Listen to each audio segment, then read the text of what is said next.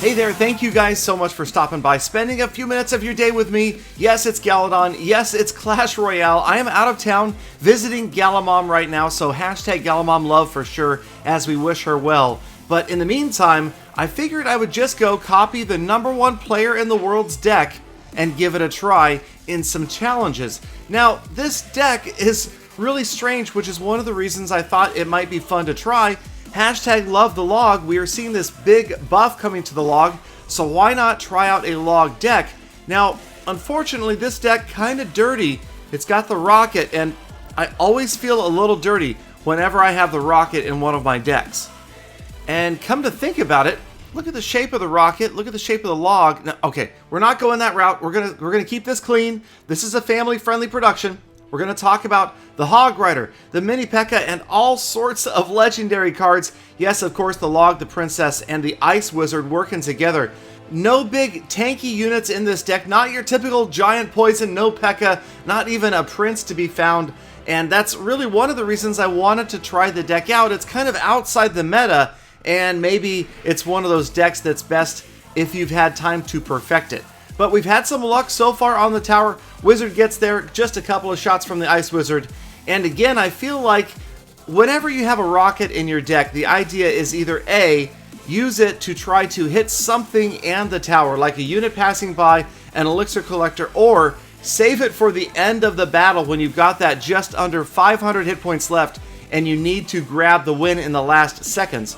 So we'll see how it works out. Obviously, facing the Prince, facing the Giant as well. No Inferno Tower, no sort of defensive structure at all. And that is a bit of a disadvantage, so you're really relying upon the Mini P.E.K.K.A. That is the troop that has to grind down any sort of Giant, Royal Giant, Golem, even a P.E.K.K.A. You're going to have to rely mostly upon the Mini P.E.K.K.A. and, of course, the slowing power of the Ice Wizard, because my other favorite unit to use to grind down a big tank is Barbarians. We don't have those either. Alright, so we're down to the final minute. There is the Elixir Collector, and that's the perfect opportunity for the rocket to strike the Elixir Collector and the tower at the same time, and suddenly things are looking okay. So it's going to take another rocket or just another strong breeze to knock that tower down, but it's a matter of holding the Giant off, holding off the push for another 25 seconds or so, just trying to keep him away from the tower long enough to throw another, well, how about a log? Yes, love the log. There it is. The log wins the battle, and he knew it was coming. The tears were coming in preparation for it.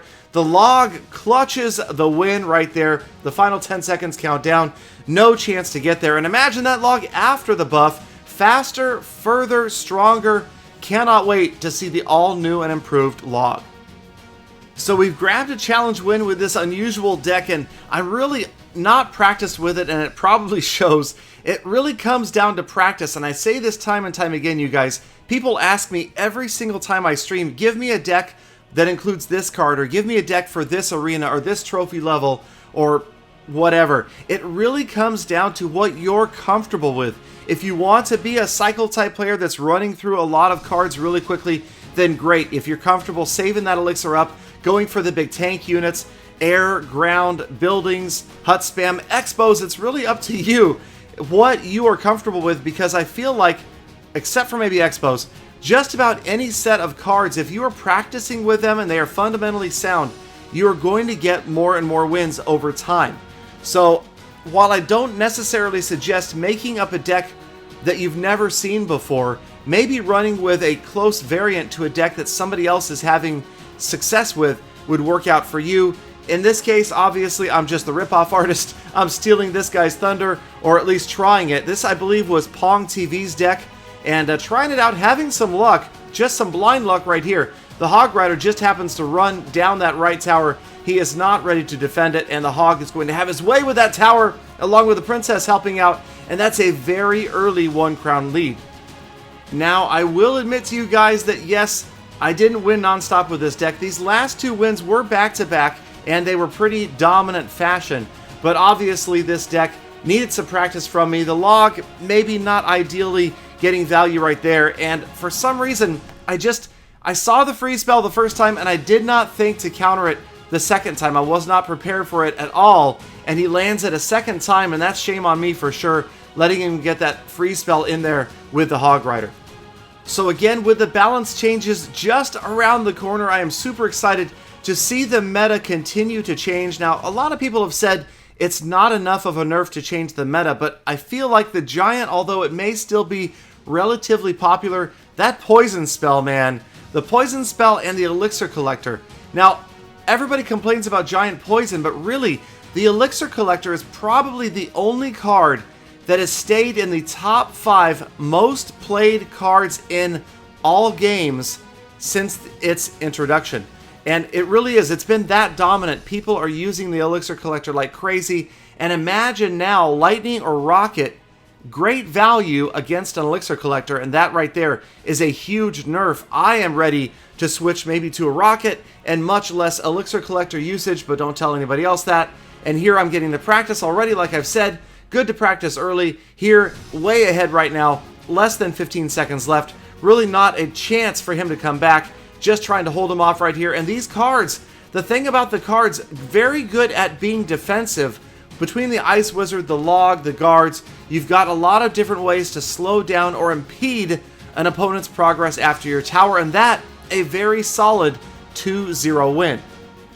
Now, as we watch this next replay, I will tell you, the one deck that absolutely has been murdering me when I play with this deck, the Lava Hound. Lava Hound with minions, Lava Hound with Dragon, with the Inferno Dragon. Any sort of combination like that just seems to annihilate me. I just can't seem to handle how to figure out how to get that Lava Hound down.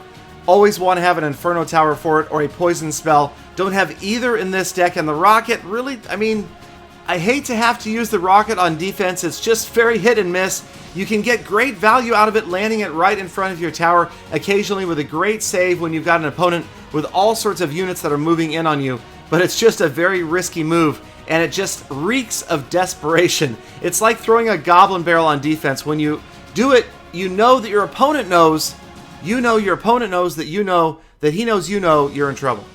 Anyway, so I kind of like this deck. Still not sure if it's going to be the deck that I adopt long term. I'm really just right now trying to practice lots of different styles, getting ready for the balance update. There you saw great value from the Rocket. That was not only the tower and a musketeer, but 2 of those 4 barbarians went down to that Rocket drop, and that was a huge positive elixir trade. Puts me in a big controlling position right here. Last 90 seconds, I know that I am going to be able to get to that tower, and really, with the damage from the Ice Wizard right there, now I know that really it's just going to take 2 rockets to get him down. So, yes, that's dirty. Yes, it's not a good way to have to go, but hey, you know what? All's fair, right? So we get the Hog Rider down. We got the Royal Giant down relatively easily. Everybody in, moving after the tower. Fireball gets there, but it does not stop the Mini P.E.K.K.A. So who needs a rocket when you've got a Mini P.E.K.K.A. and a Princess? And that is a tower. That is a crying opponent right there. And we still have a minute left to this battle. So indeed, I did not have to use the dirty rocket to finish off the tower, but it happens. And I'm willing to take it. Again, all's fair in love and Clash, you guys. If it's in the game, it is fair to use. People may be complaining about the Giant Poison and then they go out and use it themselves. I think it's only wise to do that. If there is any sort of overpowered combination that exists in the game, it is your responsibility as a player who wants to excel in the game to take advantage of it. So until the balance changes come, I encourage you, get out there and Giant Poison your way towards the top, towards the wins and the challenges. And after the balancing update, maybe we will all be rolling our way towards the top. Not with the bowler, but with the log, rather. And I just suspect we will see more usage of the rocket and the lightning spell because of the change of the elixir collector. That is a lot of elixir to collect if somebody doesn't damage that elixir collector. So I feel like that's a necessity right there. Here I've grabbed a second crown as time ran out. So 2 very dominating battles with this #1 deck in the world. Let me know what you guys think if you try this out. If you've got another deck you would like me to try, leave it down below in the comments. Thank you guys, as always, for all of the #Galamom love. Thank you for being a member of the #GalaFam. Have a fantastic rest of your day. Subscribe for daily Clash content, and I hope to see you all back here again tomorrow for more full attacks.